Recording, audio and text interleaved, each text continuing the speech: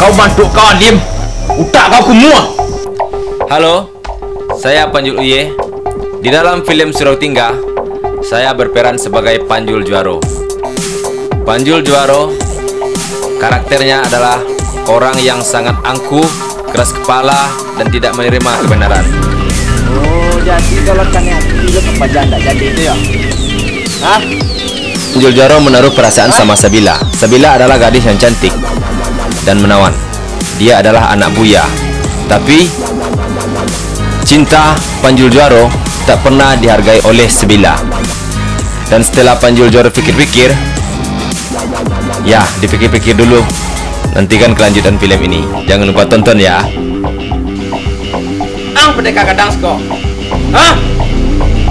Alun tahu ang jadi lah. Kau nan Panjul Juaro, lihat uang. Ulang bakat pesan dia. Dan di dalam film Surau Tingga ini, scene terberat bagi saya adalah di mana saya harus menjadi antagonis, orang yang angkuh, sombong, dan keras kepala. Itulah paling susah bagi saya, karena saya orangnya kocak, suka komedi. Jadi ini sebagai tantangan bagi saya. Saya di sini suruh jadi orang yang angkuh, sombong gitu kan, agak kacau gitu orangnya gitu. Dan yang paling berat lagi adegan laga. Adegan laga, jujur, saya sebenarnya nggak pandai berlaga. Kalau sama janda oke lah berlaganya. Dan gimana cerita selanjutnya dalam film Surau Tingga ini?